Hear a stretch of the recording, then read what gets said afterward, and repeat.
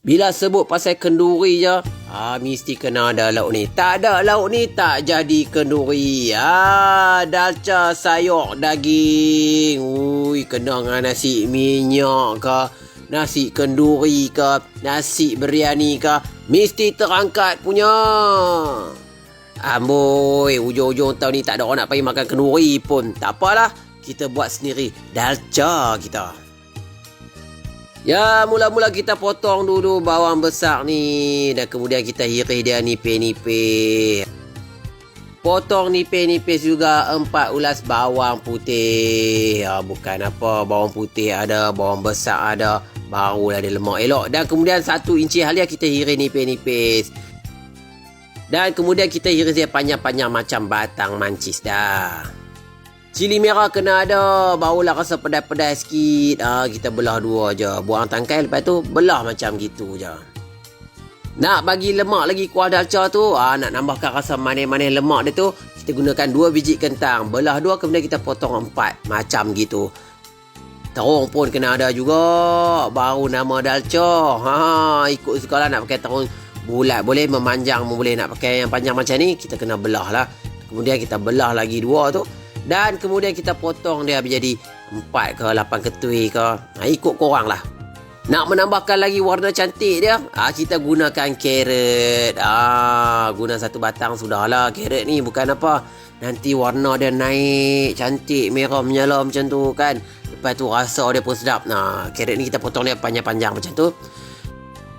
Dan juga kacang panjang. Barulah jadi dalca kalau ada kacang panjang.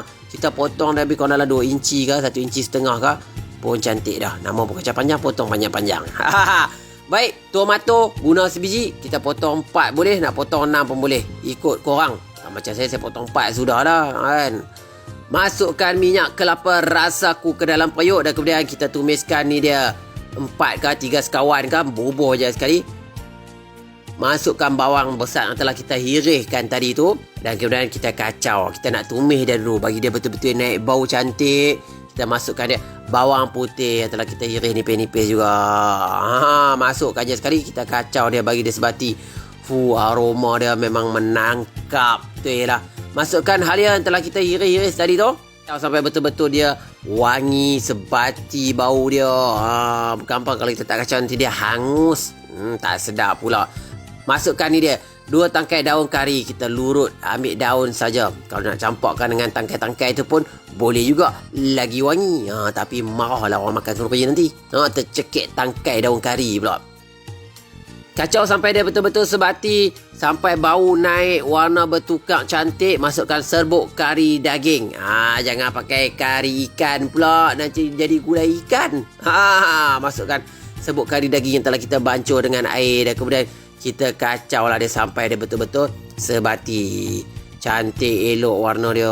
Bau pun cukup lazat. Dan kita boleh tambahkan sedikit air. Bukan apa, takut dia hangit, hangus pula rempah kari tu. Tak jadi dalca pula, jadi gulai hangit lah nanti.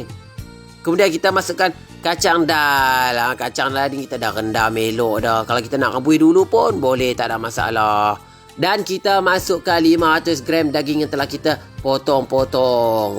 Dalca letak daging sikit. Hingga menjilat jari ya. Lepas tu memang sedap lah. Nak bagi dia empuk cepat, kita tutupkan dengan tudung periuk ni. Buka-buka tudung periuk, bau semerbak. Aroma dia cukup memikat. Sambil-sambil kita kacau tu, nampak warna dia tu. Kita punya dal pun dah nak empuk. Kita masukkan ni dia kentang yang telah kita potong-potong tadi tu. Nampak warna dah menarik lah. Dan kita masukkan juga carrot ataupun lobak merah yang telah kita potong panjang-panjang tadi tu. Masukkan je sekaligus. Dan kacang panjang. Cukup menarik resepi ni. Dan masukkan juga cili merah yang telah kita belah 2 tadi tu. Tengok sendirilah warna dia.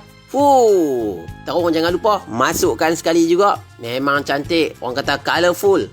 Very the colourful. Dan masukkan tomato. Bubuh je sekali. Cantiknya warna dia. Ni macam ni lauk pengantin pun boleh jadi juga. Orang main makan kenduri tengok lauk cantik macam ni. Sedap. Tutup dia seketika sampai sayur-sayur tu agak-agak layu. Masak, kita boleh tambahkan sedikit air lagi untuk kuah dia tu. Didihkan sekejap dan kemudian kita masukkan krim kelapa rasaku. Lebih kurang dalam 1 cawan. Wow, nampak untuk memekatkan lagi ataupun melemakkan lagi kuah dalca kita tu. Kacau sampai dia betul-betul sebati. Saya memang terpikat dan terpegun dengan kuah dalca ni. Sangat menarik, sangat cantik. Kita masukkan 2 sudu garam untuk menaikkan lagi rasa asam masin. Nak tambahkan sedikit gula ke pun boleh juga. Tak ada masalah. Tu dia, beletiak punya beletiak. Dah pun siap dah kita punya dalca sayur daging. Kena dengan nasi minyak ke, nasi biryani ke, nasi kenduri ke. Memang sedap lah. Jangan nak tengok saja. Kena share resipi ni dengan kawan-kawan sebab apa?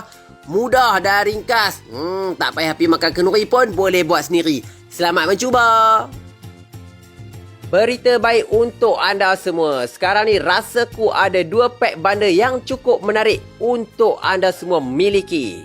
Di dalam pack bundle kuih Rasaku ni terdapat pelbagai produk yang menarik. Antaranya kita ada santan kelapa asli 200ml, krim kelapa 200ml, kelapa parut, kerisik dan juga sweet corn cream style.